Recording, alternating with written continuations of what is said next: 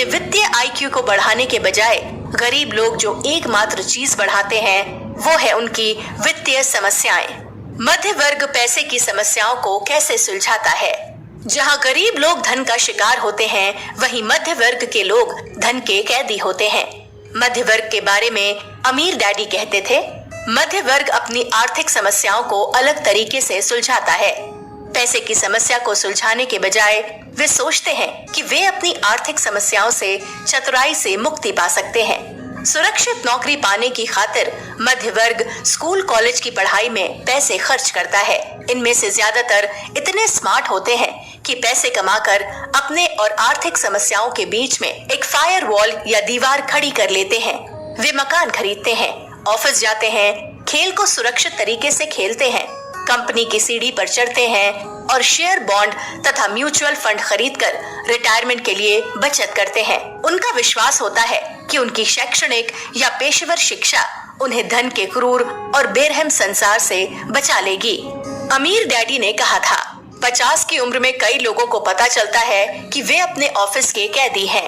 कई तो मूल्यवान कर्मचारी होते हैं, उनके पास अनुभव होता है, वे पर्याप्त पैसे कमाते हैं और उनके पास नौकरी की पर्याप्त सुरक्षा होती है, लेकिन अंदर गहराई में वे जानते हैं कि वे एक वित्तीय जाल में फंसे हैं और उनमें ऑफिस की कैद से बचने की वित्तीय बुद्धि नहीं है। वे किसी तरह 15 साल और निकालना चाहते हैं ताकि वे 65 साल की उम्र में रिटायर हो सकें और जाहिर है थोड़े कम बजट में जीना शुरू कर सकें। अमीर डैडी ने कहा था, मध्य वर्ग सोचता है कि ये शैक्षणिक और पेशेवर दृष्टि से स्मार्ट बनकर अपनी आर्थिक समस्याओं को हरा सकता है। ज्यादातर में वित्तीय शिक्षा कम होती है, इसलिए वे वित्तीय चुनौतियों का सामना करने के बजाय वित्तीय सुरक्षा को ज्यादा महत्व देते हैं। उद्यमी बनने के बजाय वे उद्यमियों की खातिर काम करते हैं। निवेश करने के बजाय वे अपना पैसा प्रबंधन के लिए वित्तीय विशेषज्ञों को सौंप देते हैं। अपने वित्तीय IQ को बढ़ाने के बजाय वे व्यस्त रहते हैं और अपने ऑफिस में छिपे रहते हैं। अमीर पैसे की समस्याओं को कैसे संभालते हैं? वित्तीय बुद्धि के मामले में ये देखना आसान है कि अमीर बनने के लिए किसी इंसान में 5 बुनियादी बुद्धियां होनी चाहिए। ये पुस्तक उन्हीं 5 वित्तीय बुद्धियों के बारे में है। ये पुस्तक अखंडता के बारे में भी है। ज्यादातर लोग अखंडता शब्द को एक नैतिक अवधारणा मान लेते हैं, लेकिन इस शब्द से मेरा मतलब ये नहीं है। अखंडता का मतलब है पूर्णता। ये पूर्ण या अविभाजित होने का गुण या अवस्था है। जिस व्यक्ति ने उन 5 वित्तीय बुद्धियों में महारत हासिल कर ली है, जिनके बारे में मैंने इस पुस्तक में लिखा है, उसने वित्तीय अखंडता हासिल कर ली है।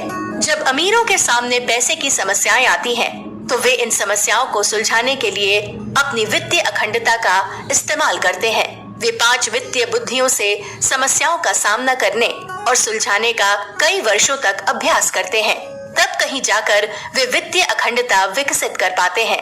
अगर अमीर लोगों को अपनी आर्थिक समस्याओं का जवाब मालूम नहीं होता है, तो वे उनसे दूर नहीं जाते हैं या हार नहीं मानते हैं। वे ऐसे विशेषज्ञों को खोजते हैं जो उनकी समस्याओं को सुलझाने में उनकी मदद कर सकें। इस प्रक्रिया में वे वित्तीय दृष्टि से ज्यादा बुद्धिमान बन जाते हैं और जब भी अगली समस्या आती है, तो वे उसे सुलझाने के लिए कहीं ज्यादा तैयार होते हैं। अमीर लोग मैदान छोड़कर नहीं जाते हैं, वे सीखते हैं और सीखने की बदौलत वे ज्यादा अमीर बनते हैं। दूसरे लोगों की वित्तीय समस्याओं को सुलझाना। अमीर डैडी ने ये भी कहा था, बहुत से लोग अमीरों की खातिर काम करते हैं और उनकी आर्थिक समस्याएं सुलझाते हैं। मिसाल के तौर पर अकाउंटेंट किसी अमीर का पैसा गिनने के लिए नौकरी करता है। सेल्समैन अमीर आदमी के प्रोडक्ट्स बेचता है। ऑफिस मैनेजर अमीर आदमी के व्यवसाय का प्रबंधन करता है। सेक्रेटरी अमीर आदमी के फोन का जवाब देती है और अमीर आदमियों के ग्राहकों के साथ सम्मानजनक व्यवहार करती है। रखरखाव वाले कर्मचारी अमीर आदमी की इमारतों और मशीनों के सुचारू संचालन में योगदान देते हैं। वकील अमीर आदमी को दूसरे वकीलों और मुकदमों से सुरक्षित रखता है। CPA अमीर आदमी के पैसों को टैक्सों से सुरक्षित करता है।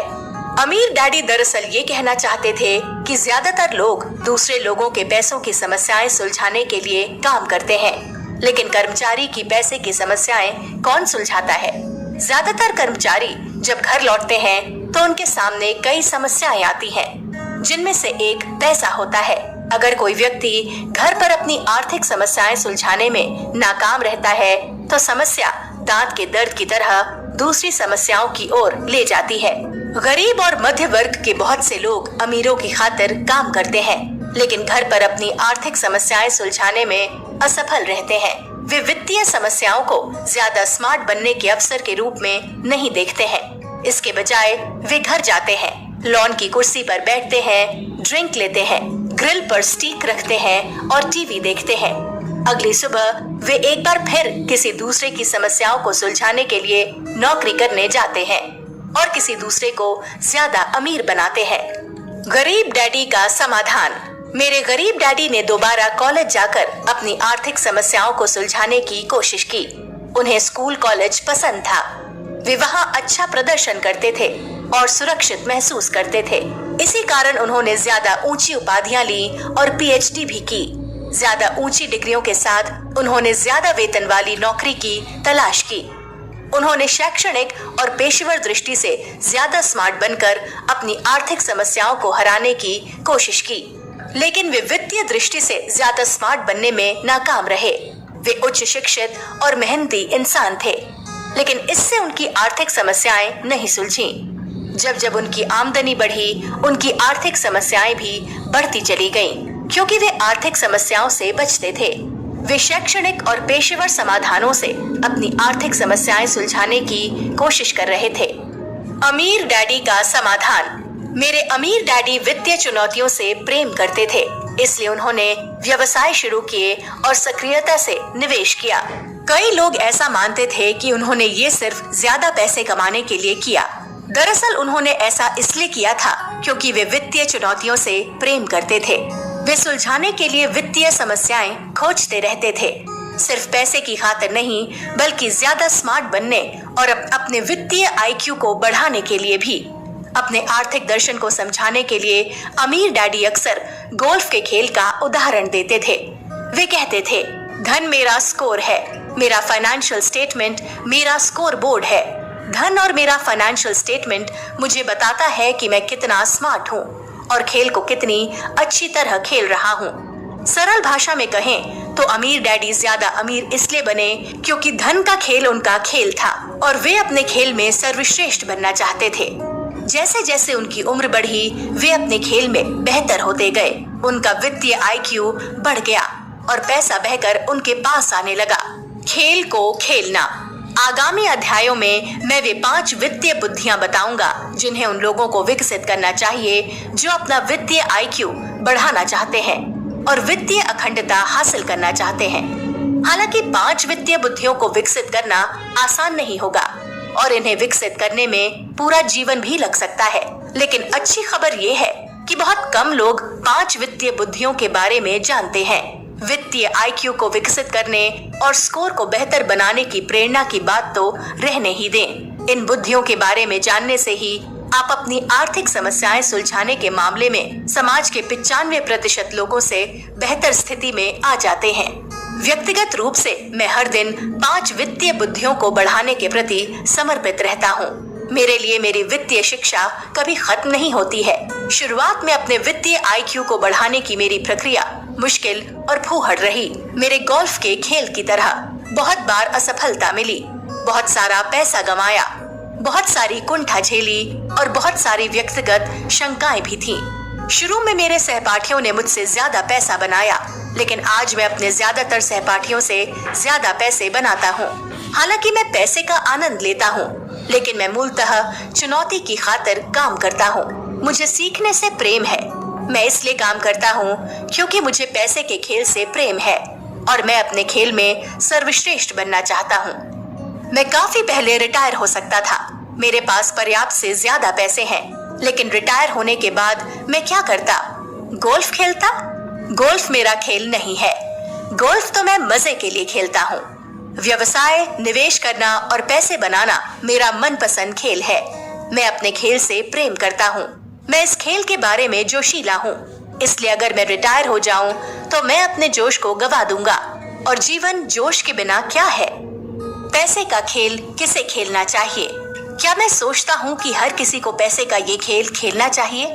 मेरा जवाब है, आप इसे पसंद करें या ना करें, हर व्यक्ति पहले से ही पैसे का खेल खेल रहा है। अमीर हो या गरीब, हम सभी पैसे के खेल में शामिल हैं। अंतर ये है कि कुछ लोग ज्यादा मेहनत से खेलते हैं, नियम जानते हैं और उनका इस्तेमाल करके दूसरों से ज्यादा फायदे में रहते हैं।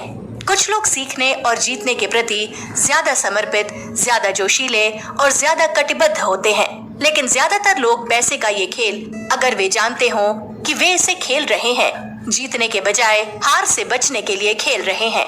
चूंकि हम पैसे के खेल में सभी शामिल हैं, इसलिए इस तरह के प्रश्न ज्यादा अच्छे हो सकते हैं। क्या आप पैसे के खेल के विद्यार्थी हैं? क्या आप इस खेल को जीतने के प्रति समर्पित हैं? क्या आप सीखने के बारे में जोशीले हैं? क्या आप वो सर्वश्रेष्ठ बनना चाहते हैं जो आप बन सकते हैं? क्या आप उतने अमीर बनना चाहते हैं जितने आप बन सकते हैं? अगर आपका जवाब हाँ है तो पढ़ते रहें। ये पुस्तक आप ही के लिए है।